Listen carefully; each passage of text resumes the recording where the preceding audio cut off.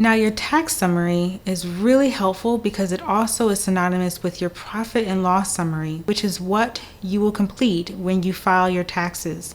It is called a Schedule C form. So when you look at your 1099 NCE, it shows you your full earnings from your gig work for the entire year, which would be on line 1. And then you look at line 31, which is whatever the difference is minus your expenses that you now can see on your Stride tax summary. You can then see on line 31 what your actual profit was for that year. So as you can see, all the documents that the Stride app populates for you and sends to you in an email does fit the IRS record keeping requirement of mileage for each business use, the total mileage for the year, and the time, place, and purpose of the mileage you are keeping track of. Now, this is really important information, I think, because it'll teach you not to accept every single order that you receive when you do your gig work.